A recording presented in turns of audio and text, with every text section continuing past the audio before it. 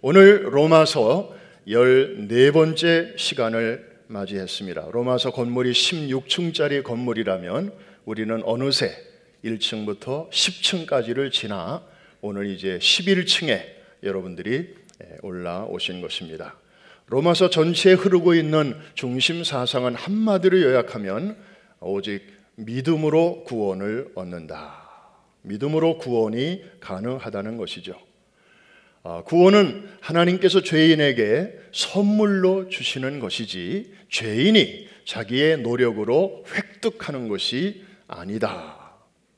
그래서 하나님이 선물을 주실 때 그것을 받으려면 다른 거 필요하지 않고 오직 한 가지만 필요한데 손을 내밀기만 하면 된다. 주시는 선물을 받기 위해서 내미는 죄인들의 마음의 손, 이걸 가리켜서 성경은 믿음이라고 표현하고 있습니다. 그래서 구원은 선물이고 믿음은 그것을 받는 우리 마음의 손이다. 여기까지 우리는 아주 확실하게 수없이 반복하며 이제 로마서를 통해서 배웠습니다. 여기에 대해서 더 이상 설명이 필요 없을 것입니다. 확실하게 이해가 되신 분들만 아멘. 근데 하나님은 주시려고 하는데 사람이 받지 않으려고 하면 이거는 누구 책임인가요? 하나님 책임인가요? 아니면 사람 책임인가요? 하나님이 잘못된 것입니까? 아니면 사람이 잘못된 것입니까? 이게 사람 편에 분명히 문제가 있는 거죠. 좀 손을 내밀어 받으면 될 걸 뒷짐지고 뭐 안 받는다 그러고 뭐 딴 데 쳐다보고 발로 차고 이러면 그런데 그런 사람들이 아직도 많이 있다는 거죠. 지금 이 시간에도 그거를 일찌감치 받고 누리는 사람들은 지금 이 자리에 있고 이런저런 이유로 아직도 그것을 거부하고 있는 사람들은 지금 예배당 바깥에 어느 시간에 어디선가 지금 시간을 보내고 있는 것입니다. 그런데 개인만이 아니라 민족도 그런 민족이 있다라는 것이죠. 바로 이스라엘, 유대인입니다. 사실 하나님의 이 선물은 제일 먼저 유대인들에게 주어졌습니다.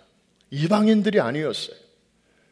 그런데 어찌된 영문인지 유대인들이 이 선물을 reject, 안 받겠다는 것입니다. 못 받겠다는 것입니다. 이거는 우리를 위한 선물이 아니라는 거예요. 그래서 하나님은 어쩔 수 없이 그 선물을 유대인들에게 주지 못하고 누구에게로 가져다 주었는가? 로마서 10장에 보면 바로 이방인들에게요. 그래서 유대인들 덕분에 수지 맞은 사람들이 바로 이방인들이었습니다. 그들이 거부한 덕분에 이런 뜻하지 않은 횡재를 만나게 된 것이죠. 그래서 그때부터 지금까지 이방인들은 지금 대박이 터지는 것입니다. 할렐루야. 이걸 가리켜서 성경에서는 이방인의 때라고 그래요. 이방인들이 전도와 선교를 통해서 얼마든지 구원에 이르는 이런 황금의 시간, 이게 바로 이방인의 때입니다. 저와 여러분도 바로 이 기회 때문에 이렇게 주님을 알게 된 것입니다. 자, 이게 9장과 10장의 내용입니다. 그러면 이런 질문이 하나 이제 나올 수 있습니다. 자, 유대인들 덕분에 이방인들이 저렇게 수지를 맞았는데 그러면 하나님께서 결국 유대인들은 영영 버리시는가? 그 불순종했다는 이유로 하나님께서 애초에 택하셨던 그 이스라엘 유대인을 버리시는가? 그래서 11장은 바로 그 질문으로 시작하고 있습니다. 11장 1절 같이 한번 보겠습니다. 시작. 그러므로 내가 말하노니 하나님이 자기 백성을 버리셨느냐? 거기까지만. 하나님이 자기 백성을 버리셨느냐? 이 질문으로 이제 11장이 시작이 됩니다.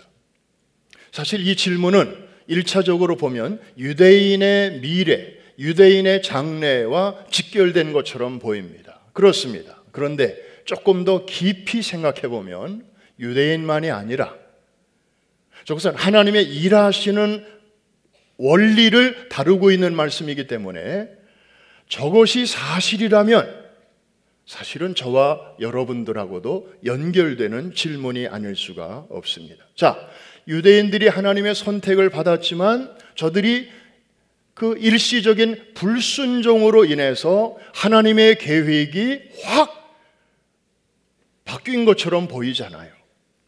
이제는 유대인을 향하던 하나님의 시선이 이방인들에게로 향하셨다. 그래서 앞으로도 유대인들에게는 더 이상 구원의 문을 열어주지 않으신다. 만일에 이게 사실이라면 우리도 한때 뜨겁게 예수 잘 믿다가 어느 순간 헷가닥해가지고 에이, 예수 믿어보니까 뭐 별거 없네. 그리고 여러분의 자녀들이 어릴 적부터 부모님이랑 한 차 타고 교회 신앙생활 잘 하다가 대학 가더니 우찌에 조금 시들시들 하다가 졸업할 때쯤 되면 교회도 안 나가고 이런 시간들이 길어질 때 과연 우리 애들의 장래는 어떻게 될 것인가? 지난날 그렇게 열심히 교회 다녔던 그 모든 것들은 과연 하나님 앞에 무효인가? 두고 온 우리의 조국 대한민국이 정말 한때 일제 치하에서도 저렇게 신앙의 절개를 지키고 많은 순교자들을 배출하고 6.25 전쟁 직후에도 피난 가서도 거기서 교회를 세우고 그렇게 신앙으로 버텨냈던 우리 대한민국인데 요즘 되어지는 일을 보니까 교회는 다 죽은 것 같고 국민들은 다 우매한 것 같고 뭐 저러고 있는데 과연 대한민국의 미래는 한국교회의 장래는 어떻게 될 것인가? 뭐 그런저런 남의 얘기 다 떠나서 지금까지는 뭐 신앙생활 그런 대로 잘 했는데 혹시 앞으로 내가 좀 불순종하고 잘 해보려고 하다가 좀 이렇게 곁길로 나가고 그러면 하나님께서 유대인을 그냥 치시듯이 그리고 딴 이방인들에게 축복의 물꼬를 확 터주듯이 나에 대해서 잊어버리시고 그 시선을 다른 쪽으로 확 돌리실 것인가? 뭐 이런 문제들과도 사실은 연결이 되어 있는 것입니다.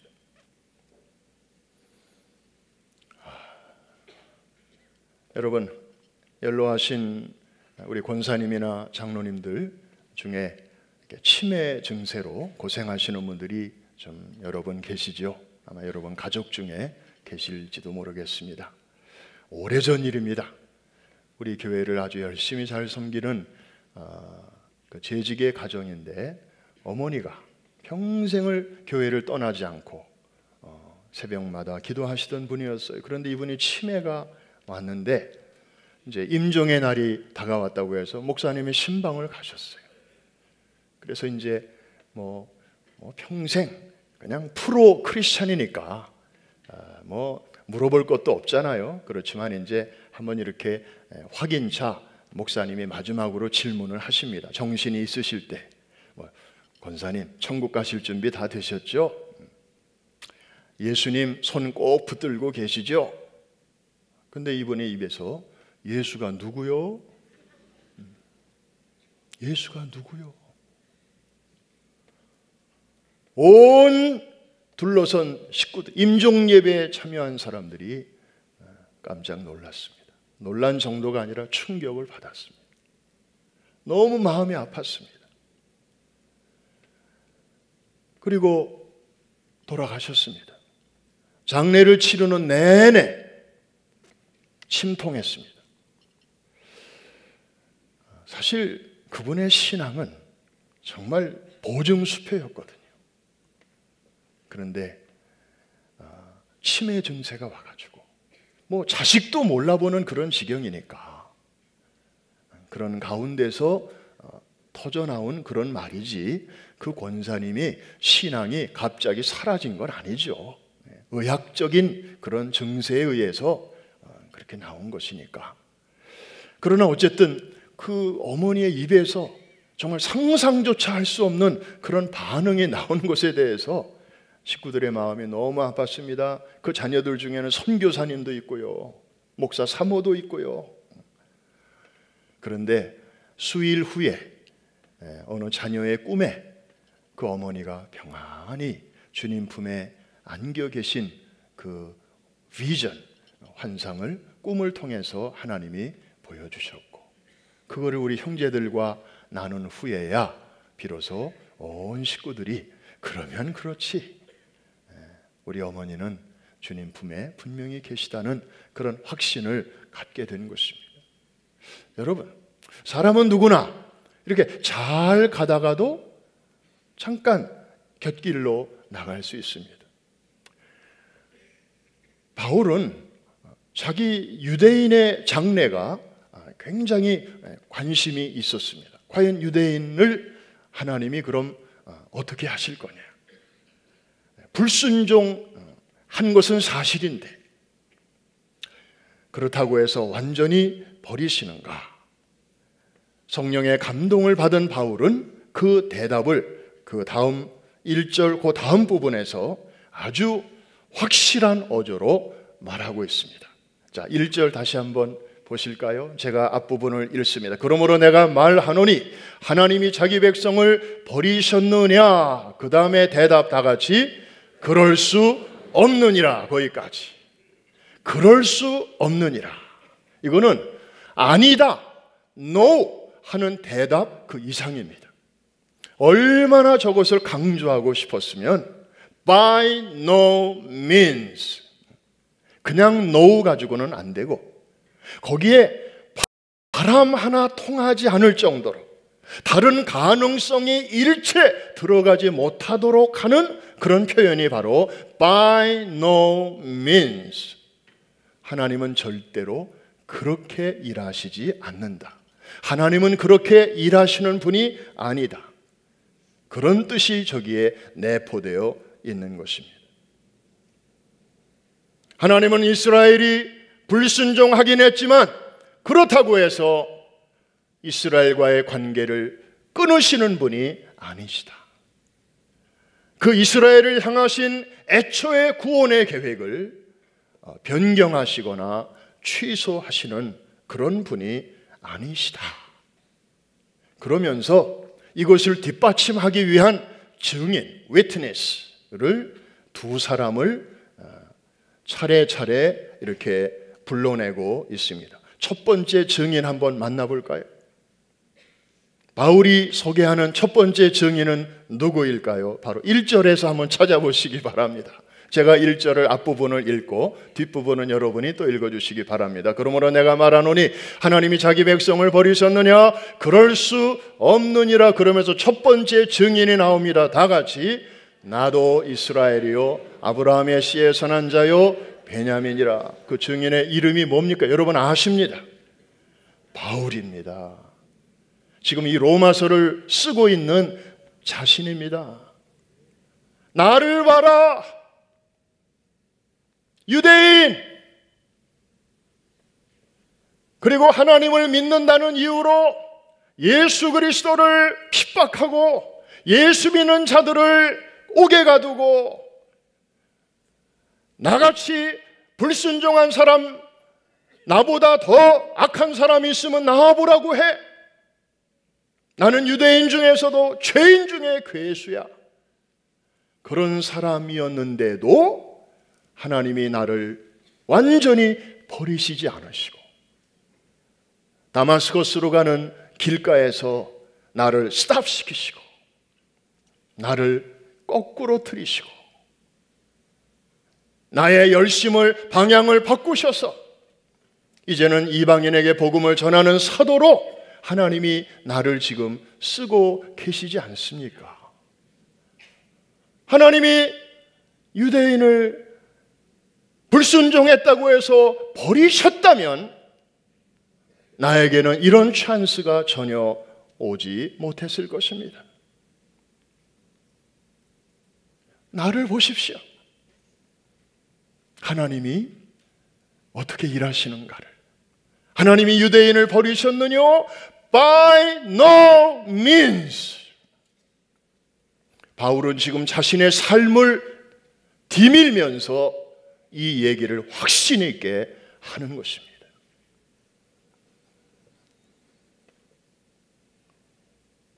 나도 이스라엘인이요 아브라함의 씨에서 난 자요 베냐민 지파라. 자기의 그 이력서를 아주 소상하게 내가 유대인이라고 하는 것을, 내가 이스라엘 사람이라고 하는 것을 지금 적나라하게 밝히지 않습니까? 디모데전서 1장 16절에 보니까 하나님이 자기 같은 자를 이렇게 불러주신 이유를 이렇게 설명하고 있습니다. 내가 긍휼을 입은 까닭은 예수 그리스도께서 내게 먼저 1절 오래 참으심을 보이사 후에 주를 믿어 영생 얻는 자들에게 무엇이 되게 하려? 본이 되게 하려. 이야, 바울 같은, 저 사울 같은 사람도 하나님이 저렇게 어쨌든 그냥 뒤집어 가지고 고치셔서 쓰시는 거 보니까 나 같은 사람에게도 희망이 있구나. 다른 사람들에게 본이 되게 하시려고 하나님의 아주 익스트림한 케이스의 사람을 변화시키셨구나. 그래야 그 익스트림보다 정도가 덜한 사람들은 이야, 그 안심할 수 있잖아요. 그리고 희망을 더 가질 수 있잖아요. 저렇게 죄질이 무거운 자도 하나님이 저렇게 자비와 긍휼을 베풀어 주셨다면 나 같은 자에게는 더 희망이 있겠구나. 이해가 되시면 아멘. 지금 바울은 자기 자신을 첫 번째 증인으로 내세우고 있습니다. 그런데 자기가 스스로 증인이 되면 요즘 말로는 셀프 증인이라고 할 수 있겠죠. 셀프 증인. 그런데 혹시 증거력이 약할 수 있기 때문에 바울은 자기가 아닌 또 다른 증인 한 사람을 이제 등장시키고 있습니다. 2절 이하에 보면 바로 구약의 엘리야입니다. 엘리야는 그 당시에 정말 갈멜산 전투로 유명한 그런 선지자 아니겠습니까? 일대 850의 싸움에서 아주 짜릿한 승리를 경험한 그런 사람이었습니다. 그러나 사실 인간적으로 보면 엘리야처럼 외로운 사람은 없었습니다. 그날 그 갈멜산 꼭대기에도 옆에 아무도 없었잖아요. 엘리야 편은 아무도 없었어요. 모세 옆에는 여호수아와 갈렙이라는 충직한 종들이 있었고요. 그리고 기도하러 산 꼭대기에 올라갔을 때는 아론과 훌이라는 그래도 어시스턴트들이 있었잖아요. 그런데 이 엘리야 주위에 갈멜산에서는 아무도 없었어요. 자기 편이 없었어요. 인간적으로는 너무나 고독했고 외로웠어요. 그러다 보니까 이제 성령 충만해서 정신없이 전쟁할 때는 몰랐는데 이제 그 큰 파도가 지나가고 자기 홀로 남았을 때 갑자기 우울한 생각이 찾아오는 거예요. 디프레션이 찾아오는 거예요. 야, 어쩌면 이렇게 주변에 아무도 없냐?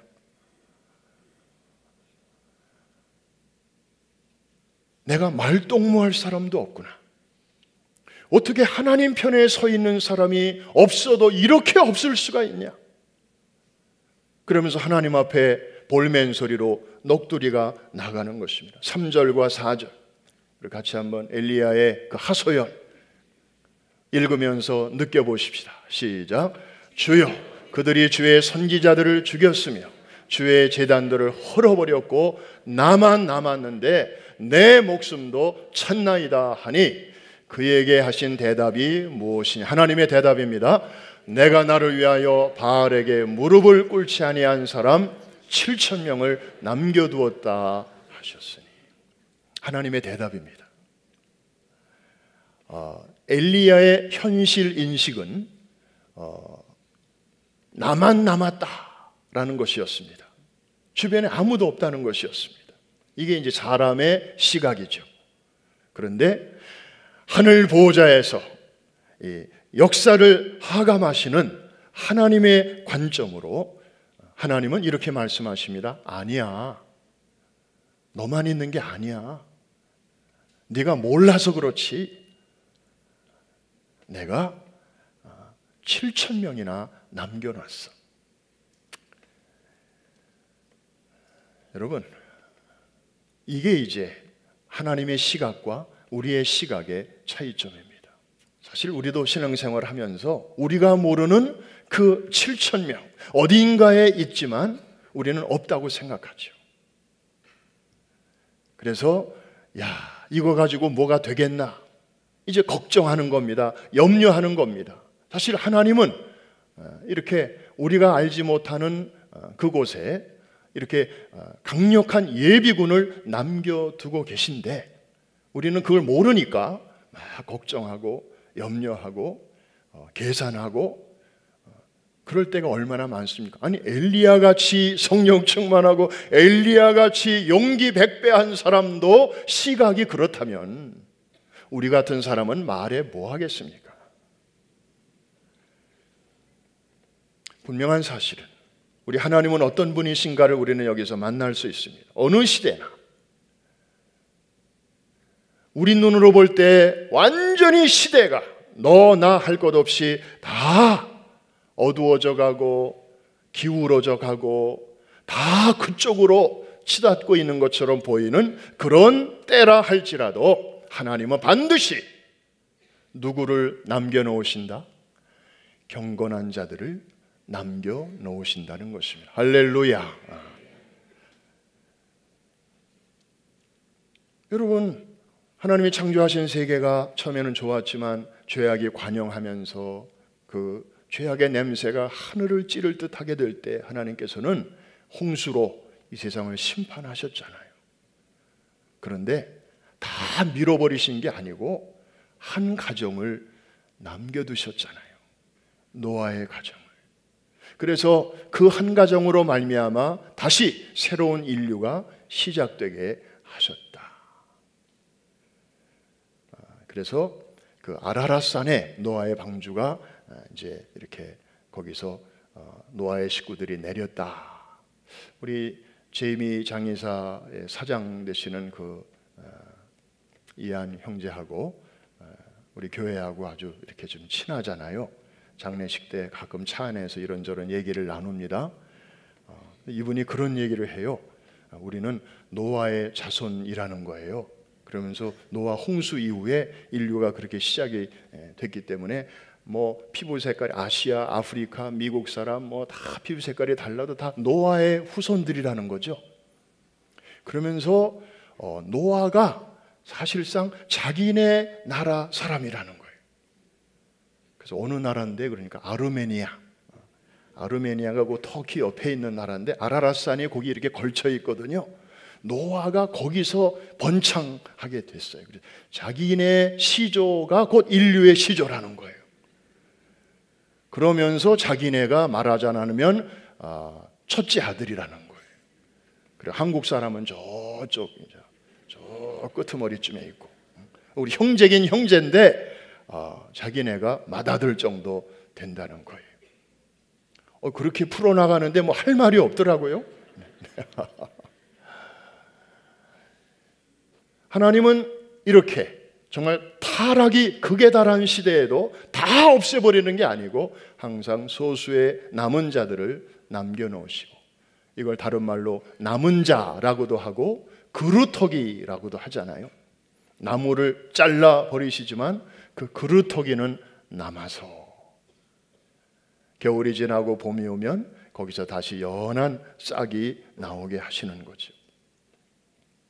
여러분, 하나님이 일하시는 방법이 바로 이것입니다. 시대마다 이렇게 그루터기, 남은 자들을 남겨놓으시고 이런 자들을 통해서 타락한 역사의 흐름 속에서도 그 구원의 구속사의 물줄기를 계속해서 이어가시는 분이 우리 하나님이신 줄로 믿습니다.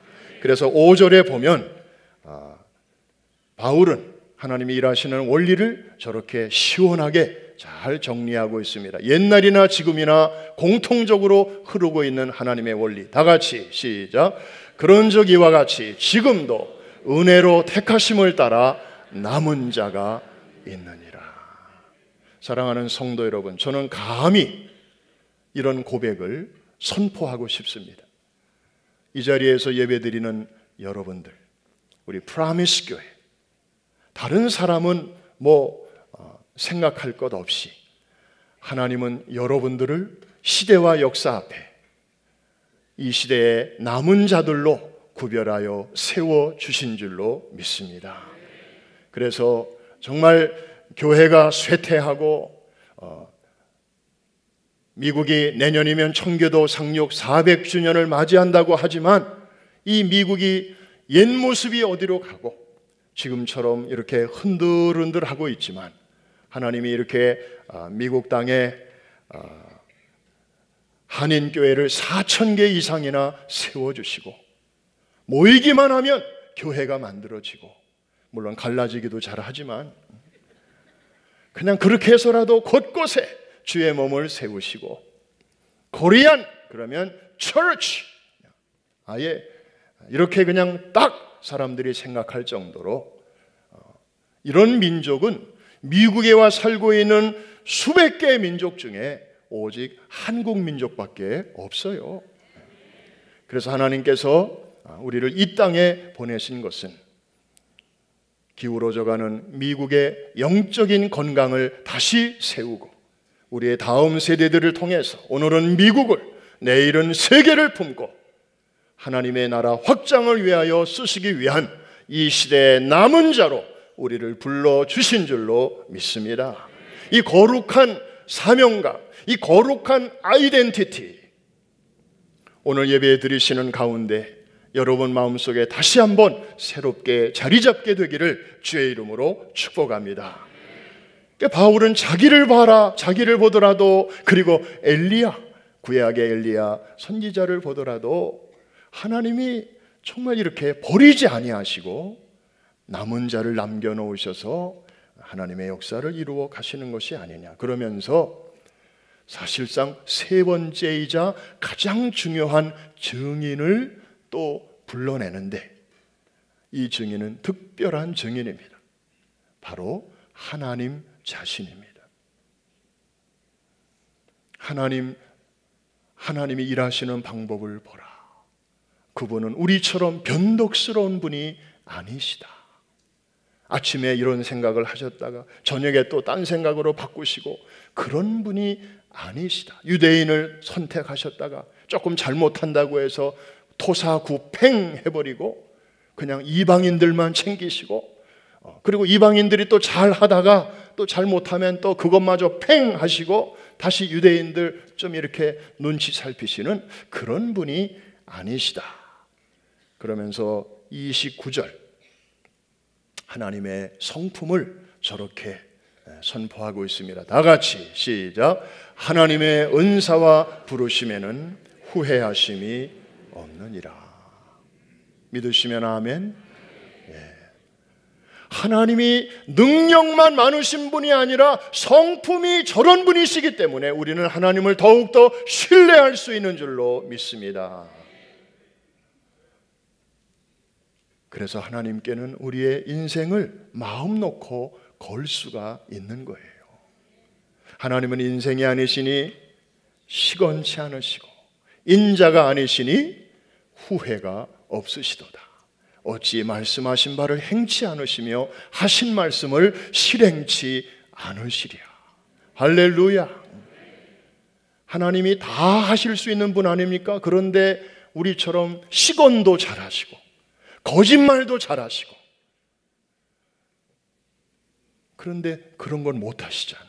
다 하실 수 있지만 그런 걸 안 하시잖아요. 그게 하나님의 능력을 깎아내리는 게 아니라 오히려 하나님의 신실하심을 드높이는 그분만의 속성인 줄로 믿습니다. 그러니까 우리는 마음 놓고 그분께 우리의 삶을 위탁할 수가 있는 것입니다. 그래서 결국은 유대인들이 비록 실수했지만 하나님은 그들의 실수마저 역이용하셔서 이방인들을 구원하시는 통로로 사용하시고, 그리고 이방인들이 이렇게 이제 충만한 수에 이르게 되면 그때는 이들의 마음속에 질투, 시기하는 마음이 나게 하셔서 이방인들이 받아들인 그 선물, 그 복음을 이제는 뒤늦게나마 유대인도 받아들이게 된다.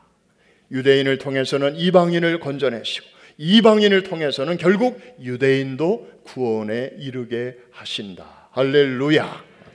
이게 9장, 10장, 11장에 흐르고 있는 하나님의 우주적인 구원의 경륜이에요. 1장부터 8장까지는 개인을 구원시키는 하나님의 그 방법이라면 9장부터 11장은 좀 더 커다란 스케일로, 그래서 요즘에 새로운 로마서 해석, 새로운 관점에 의하면 로마서의 중심은 이 9장, 10장, 11장의 중심이고 나머지 내용들이 부록이다.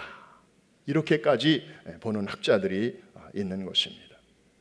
자, 바울이 유대인의 한 사람으로서 유대인을 통하여 이렇게 하나님이 큰 일을 행하시고 결국에는 유대인에게도 이런 기회를 주시는구나 하는 것을 깨닫게 되는 순간 바울은 가만히 있을 수가 없었습니다. 더 이상 그냥 조용조용 말을 할 수가 없었습니다. 자기도 모르게 벅찬 가슴으로 찬양이 터져나오게 되었어요. 마치 개인의 구원을 노래하다가 개인의 구원에 대해서 쭉 서술하다가 로마서 8장 마지막 절에 도달해서는 바울이 가만히 있을 수가 없어서 환희의 성가가 터져나오지 않습니까?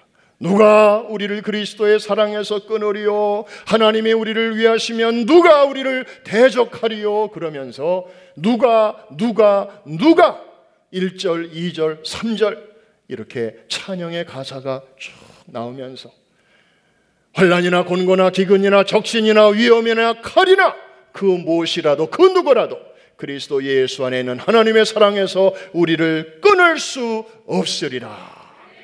위대한 노래로 8장을 마무리하였듯이 이제 좀 더 커다란 스케일로 하나님의 우주적인 경륜을 깨달은 바울은 더 벅찬 가슴으로 찬양을 하지 않을 수가 없었습니다. 그 찬양의 시작이 33절입니다. 같이 한번 큰 소리로 읽겠습니다. 저거는 그냥 문장이 아닙니다. 노래입니다. 찬양입니다. 시작.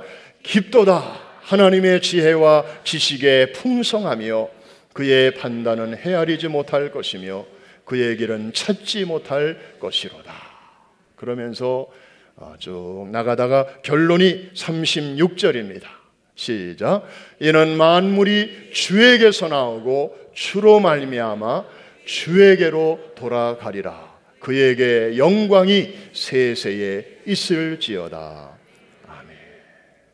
만물의 생성, 성장, 소멸, 사람이 태어나고 또 일하다가 결국에 주님께 가는 것, 그리고 한 민족과 국가가 이렇게 생성이 되고 그리고 역사가 진행되다가 결국에 역사의 종말을 맞이하게 되는 것, 한 인간의 생사화복과 한 국가의 흥망성쇠까지도 다 하나님의 보좌를 중심으로 거기서부터 하나님께서 통치하시고 그리고 저들을 섭리하시다가 결국에 하나님께서 마무리하신다고 하는 이 위대한 선포를 바울이 지금 하면서 이 노래를 마치고 있습니다.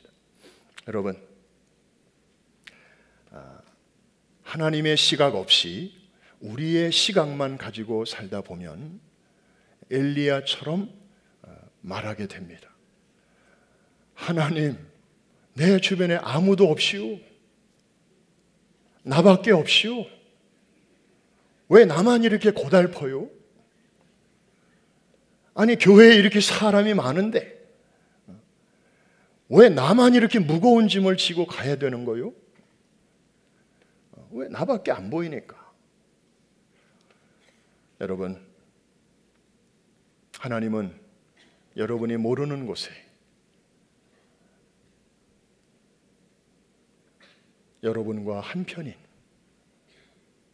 reserve 하나님의 군대를 예비해 두셨다는 사실을 꼭 믿으시기를 바랍니다. 역사의 주인은 우리가 아닙니다. 우리는 그냥 역사의 한 부분을 채워가는 사람이지, 역사의 주관자는 하나님이십니다. 수레바퀴를 돌리시는 분은 그분이십니다. 그분은 우리가 못 보는 것을 다 보고 계십니다. 그러므로 우리는 사실만 가지고 사는 사람이 아니라 믿음을 가지고 사는 사람이 맞다면, 내가 알지 못하는 그런 분야가 많이 있지만 내가 아는 하나님은 신실하셔서 지금은 나밖에 없는 것처럼 보이지만, 지금은 잘 안 되는 것처럼 보이지만, 지금은 하나님이 나를 쳐다보지 않으시는 것처럼 보일지라도 결국에는 하나님께서 하나님의 방식대로 개인의 삶도 국가의 그 발걸음도 인도하여 주실 것이라고 하는 이 거룩한 확신을 갖고 살게 되시기를 주의 이름으로 축원합니다. 오래전에 미국에 토마스 치솜이라는 분이 있었습니다. 켄터키의 어느 시골 마을 통나무 움막집에서 태어나서 가난하고 불우한 어린 시절을 보냈습니다. 학교에도 갈 수가 없어서 독학으로 공부를 했습니다. 열심히 공부한 그는 교사가 될 수 있었지만 건강 문제 때문에 더 이상 학생들을 가르칠 수가 없게 되었습니다. 그 후에 신문 편집인, 보험 설계사 등 여러 가지 일을 시도했지만 그 일 역시 허약한 몸 때문에 한 직장에 오래 있을 수가 없었습니다. 그러던 그가 27살 때 고향에서 열린 한 부흥회에서 목사님의 메시지를 듣고 예수님을 영접했습니다. 그 후로 그는 예수님과 깊은 사랑에 빠졌는데 36살에 뒤늦게 감리교의 목사가 되어 사역을 시작했습니다. 그렇지만 역시 건강 문제 때문에 목회마저 접어야 했습니다. 여러분, 부름받고 목사가 된 사람이 건강 때문에 이렇게 목회마저 못하게 됐다면 그 마음의 상처가, 그 절망이 얼마나 컸겠습니까? 그래서 생계를 위해서 보험 설계사로 또 쉬엄쉬엄 일을 하고 있었지만 하나님의 일을 전적으로 하지 못하는 것에 대한 그런 안타까움과 죄송함이 늘 있었죠. 그러던 어느 날 예레미야 애가 3장을 묵상하던 중에 예레미야의 고백이 자신의 고백이 되는 것을 경험하게 되었습니다. 애가서 3장 22절 23절에 보니까 여호와의 인자와 긍휼이 무궁하심으로 우리가 진멸되지 아니함이니이다. 이것들이 아침마다 새로우니 주의 성실하심이 크시도소이다. 그는 이 말씀을 통해서 건강 악화로 인한 고난과 아픔 중에서도 자신의 삶을 여기까지 신실하게 지켜주신 하나님의 그 사랑을 다시 경험하게 되었고, 그 감격을 찬송시로 쓰게 되었는데, 그것이 바로 여러분 찬송가에 들어있는 오 신실하신 주라는 찬송입니다. 그가 직접 쓴 영어 가사를 직역하면 이런 내용입니다. 당신의 신실하심이 크십니다. 오 하나님 나의 아버지, 당신은 회전하는 그림자도 없으시며 당신은 변치 않으시고 당신의 자비로움은 결코 실패치 않으시며 영원토록 변함이 없으십니다. 당신의 신실하심이 크십니다. 아침마다 새로운 자비를 내가 봅니다. 내게 필요한 모든 것을 주의 손으로 공급하십니다. 제게 베푸신 당신의 신실하심이 참으로 크십니다. Great is thy faithfulness.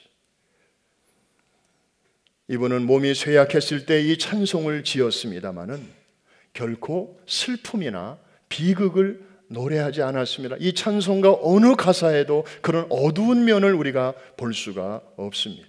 오히려 그 어려운 중에서도 신실하신 주님에게 집중하고 있고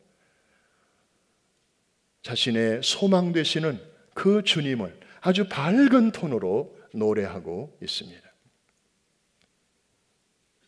신실하신 하나님에 대한 그의 고백은 자신의 개인적인 감사를 넘어서고 있습니다. 온 우주 만물 가운데 함께 하시는 주님의 사랑을 보는 데까지 확대되고 있습니다. 2절 가사를 보니까 봄철과 또 여름, 가을과 겨울, 해와 달, 별들도 다 주의 것, 만물이 주 영광 드러내도다. 신실한 주 사랑 나타내네.